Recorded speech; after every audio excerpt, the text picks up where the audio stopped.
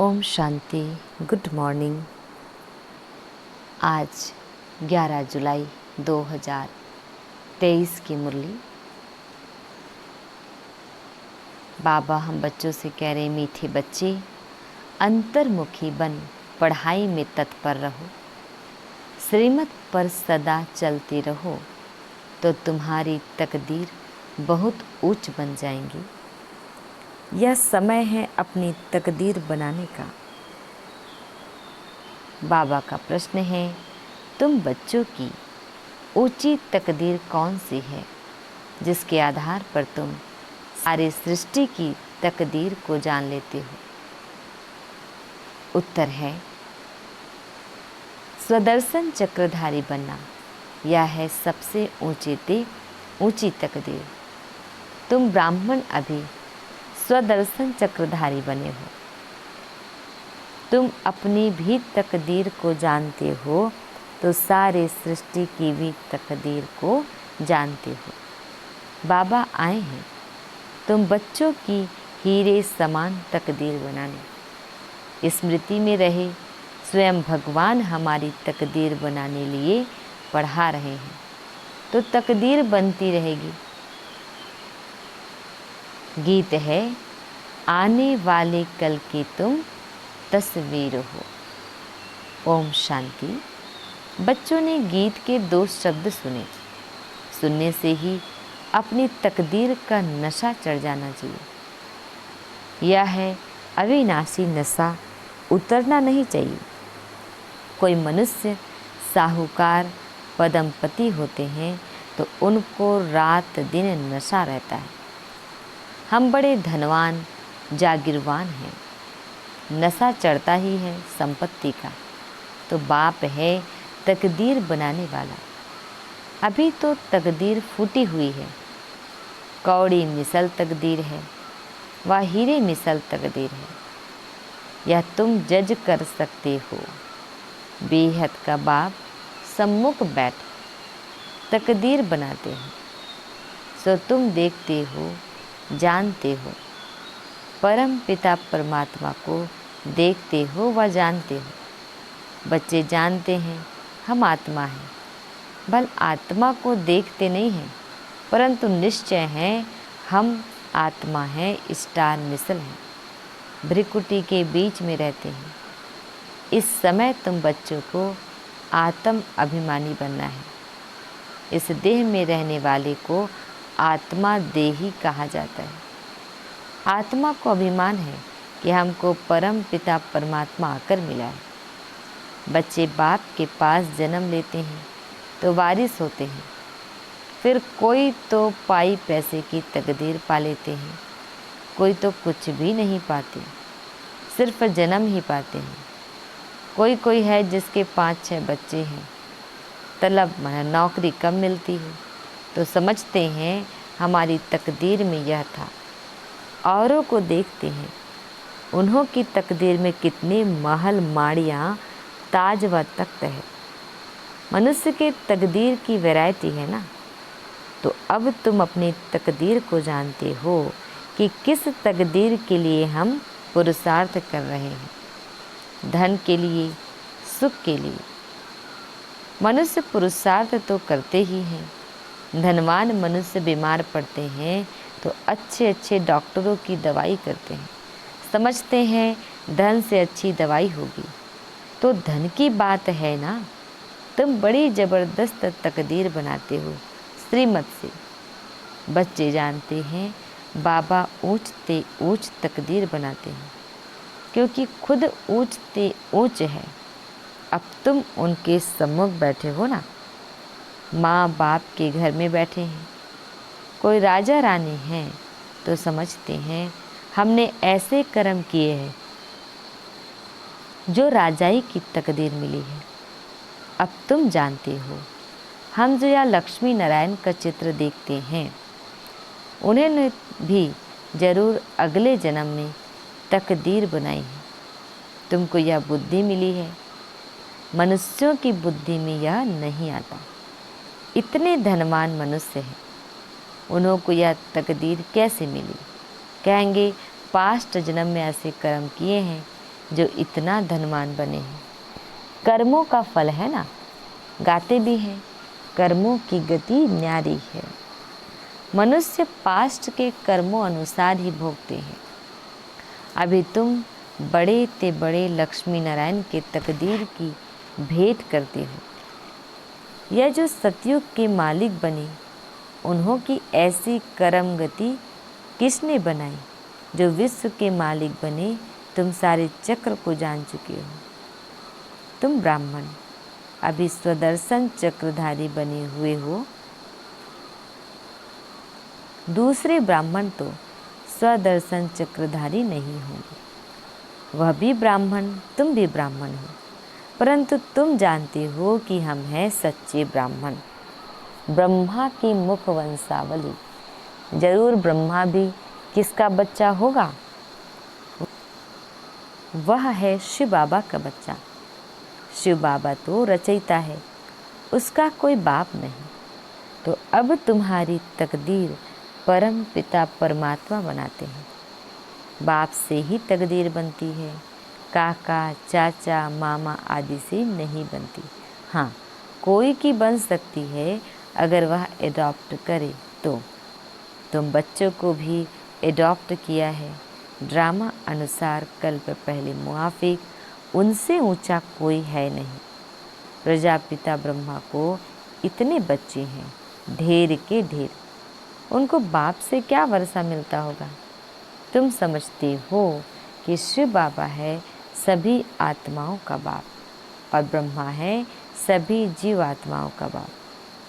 तुम इसमें भाई बहन हो जाते हो। बाप तो तुम बच्चों को कहते हैं, देखा तुम्हारी तकदीर कितनी ऊंची है, हम तुमको पढ़ाकर कितना तकदीरवान बनाता हूँ। बरोबर सतयुग आदि में श्री लक्ष्मी नारायण व इन स्वर्गवासियों की राजधानी थी। कितनी उन्हों की ऊंच तकदीर बनाई है। यह तुम बच्चों की बुद्धि में राज है कि शिव बाबा ने ही उन्हों की ऊंच तकदीर बनाई थी। वह तकदीर भोग 84 जन्म पूरे किए, अब फिर वही तकदीर बना रहे हैं। यह तुम्हारी बुद्धि में ज्ञान है। ज्ञान सागर शिव बाबा के सिवाय कोई भी समझा न सके। ऐसा बाप कितना लवली है। बाप भी कहते हैं, तुम भी लवली बच्चे हो। तुमको मैं फरमान करता हूँ कि निरंतर मुझे याद करने का अभ्यास करो, तो तुम्हारे विक्रम विनाश हो जाएंगे। तुम जानती हो कि शिव बाबा अभी इस ब्रह्मातन में सम्मुख है। बाप ने समझाया है, मैं तो सदैव निराकार हूँ, मेरा नाम शिव ही है। मैं साकार में आकर पुनर्जन्म नहीं लेता हूँ, अभी मैं आया हुआ हूँ। तुम जानते हो कौन बात कर रहा है। तुम्हारी बुद्धि ऊपर में चली जाती है। वह निराकार परमपिता परमात्मा ज्ञान का सागर है। वही तकदीर बनाने वाला है। हेवनली गॉड फादर हेवन की स्थापना करेगा ना।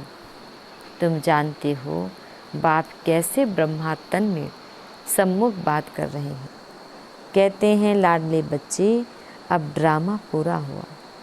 आत्मा सुनती है, आत्मा ही जानती है कि यह यथार्थ बात है। बाप कहते हैं, जितना हो सके मुझे याद करो, और सारी सृष्टि चक्र की नॉलेज तुमको ही दी है। कोई को अच्छी रीति धारणा होती है, कोई भूल जाते हैं। अभी तुम बैठे हो, तुमको यह ज्ञान अमृत दे रहे हैं अथवा नॉलेज पढ़ा रहे हैं। सम्मुख शिव बाबा बैठा है, वह जन्म मरण में नहीं आता है। तुम्हारा तो जन्म बाई जन्म नाम रूप देश काल बदलता जाता है। फीचर्स सदैव न्यारे मिलते हैं। यह कितनी गुह्य सूक्ष्म बातें हैं। तुम्हारी आत्मा घड़ी घड़ी एक शरीर छोड़ दूसरा लेती है। इस समय जो तुम्हारा रूप है, दूसरे जन्म में यह नहीं रहेगा। एक न मिले दूसरे से। आत्मा एक शरीर छोड़ दूसरा लेती है तो उनकी एक्टिविटी, ख्यालात आदि सब बदल जाते हैं। आत्मा को कितना भिन्न भिन्न पार्ट बजाना पड़ता है, फिर भिन्न नाम, रूप, देश, काल, एक्टिविटी से पार्ट बजाती है। एक्टिविटी भी बदलती रहती है, कभी राजा की, कभी रंग की। ऐसी नहीं कभी कुत्ता बिल्ली भी बनेंगे, नहीं। अभी तुम जानते हो हम भविष्य में प्रिंस प्रिंसेस बनने के लिए पुरुषार्थ करते हैं।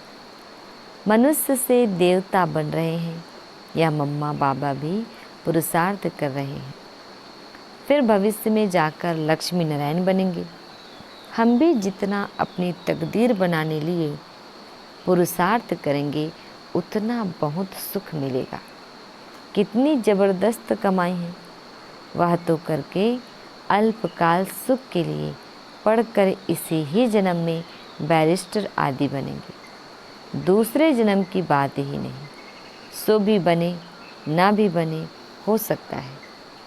तुम तो समझते हो कि हम भविष्य में स्वर्ग में जरूर जाएंगे, फिर वहाँ देवी देवता कहलाएंगे। यह कभी भूलना नहीं है कि बाप से हम स्वर्ग के दाऊसी तख्त का वर्षा लेकर ही छोड़ेंगे, ऊंचते ऊंच बनकर ही दिखलाएंगे। गॉड फादर पढ़ाते हैं, वह भी तो बुद्धि में आता है। हम अच्छी रीति पढ़कर 21 जन्म के लिए अपनी प्रारब्ध बनाते हैं। इस समय जितना पुरुषार्थ करेंगे उतना ऊंच तकदीर बनाएंगे। वह तकदीर कल्प कल्प कायम रहेगी। इसलिए इस समय तकदीर के लिए अच्छा पुरुषार्थ करना चाहिए।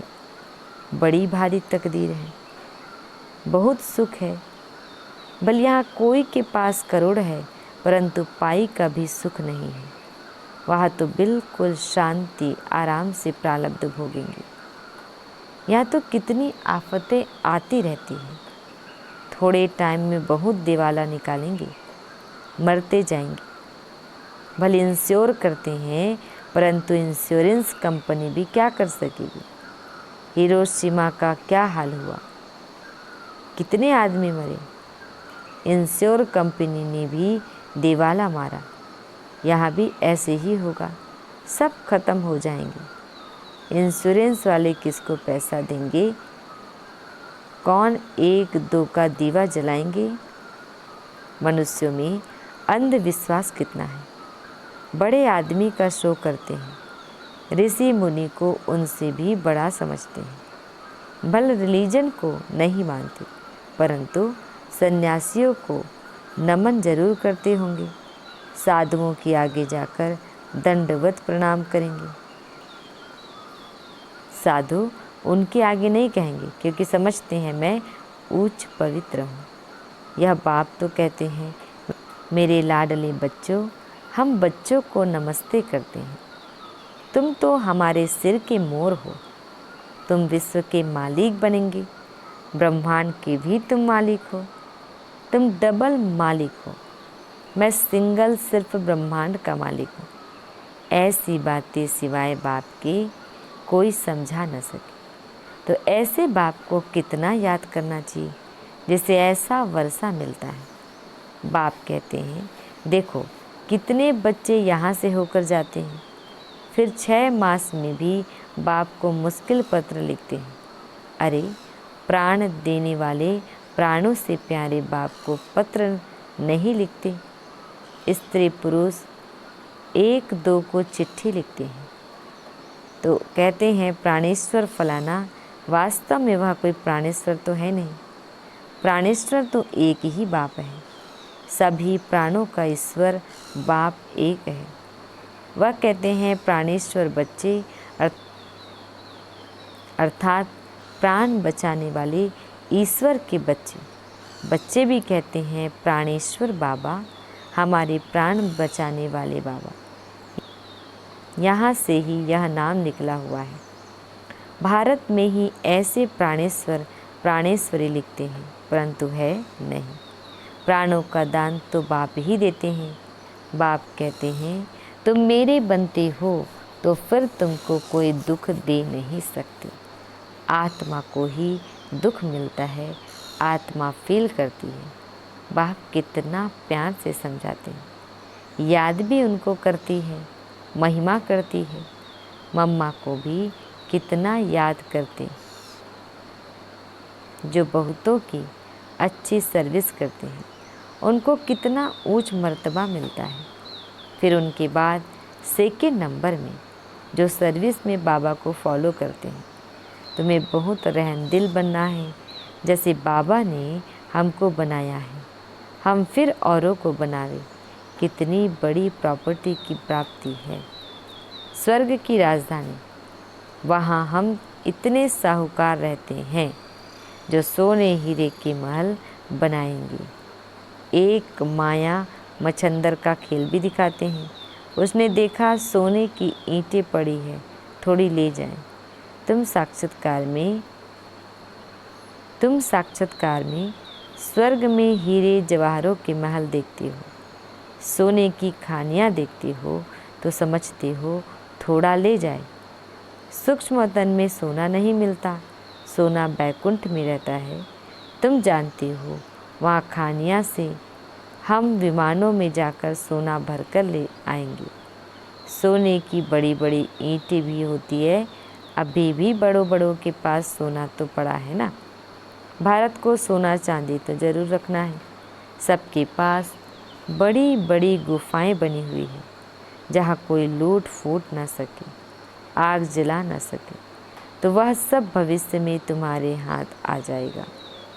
जिन एरोप्लेन आदि द्वारा अभी बॉम्ब आदि गिराते हैं विनाश के लिए, वही चीज़ें फिर सुख के लिए निमित्त बन जाएंगी। सतयुग में यह सब थी, फिर प्रायः लोप हो गई, अब फिर बनी है। तुम जानते हो कैसे खानियों से जाकर ले आते हैं। खानियाँ सब नई हो जाती हैं, अभी तो पुरानी है।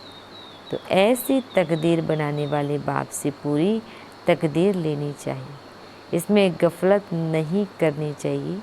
बाप और वर्षे को याद करो। बाप कहते हैं एक में मोह लगाओ, स्वर्ग को याद करो। अच्छा मीठे प्यारे बाबा, हम बच्चों को बड़े प्यार से विश कर रहे हैं।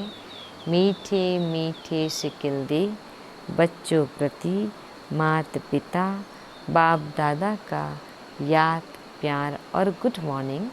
रूहानी बाप की रूहानी बच्चों को नमस्ते। हम रूहानी बच्चों की रूहानी बाप दादा को याद प्यार गुड मॉर्निंग और नमस्ते नमस्ते नमस्ते। शुक्रिया बाबा, शुक्रिया। तो आज हम सबको धारण करना है। फर्स्ट पॉइंट है, अपनी ऊंच तकदीर बनाने में गफलत नहीं करनी है। श्रीमत पर अच्छी रीति चल पढ़ाई के आधार से ऊंची तकदीर बनानी है। सेकंड पॉइंट, प्राणेश्वर बाप की याद में रह सबको प्राण दान देना है, सबके प्राण बचाने हैं, किसी को भी दुखी नहीं करना है। बाबा हम बच्चों को वरदान दे रहे हैं, मालिकपन की स्थिति में रह प्रकृति द्वारा सहयोग की माला पहनने वाले प्रकृति जीत भव। डिटेल है, प्रकृति आप मालिकों का अब से आह्वान कर रही है। चारों ओर प्रकृति के तत्व हलचल करेंगे, लेकिन जहाँ आप प्रकृति के मालिक होंगे वहाँ प्रकृति दासी बन सेवा करेंगी। सिर्फ आप प्रकृति जीत बन जाओ तो प्रकृति सहयोग की माला पहनाएंगी। जहाँ आप प्रकृति जीत ब्राह्मणों का पांव होगा, स्थान होगा, वहाँ कोई भी नुकसान नहीं हो सकता। तूफान आएगा, धरनी हिलेगी, लेकिन बाहर सुली होगा और यहाँ कांटा। सभी आपकी तरफ स्थूल सूक्ष्म सहारा लेने के लिए भागेंगे। स्लोगन, अलौकिक सुख व मन रस का अनुभव करना है तो मन मनाभव की स्थिति में रहो। ओम शांति शांति शांति।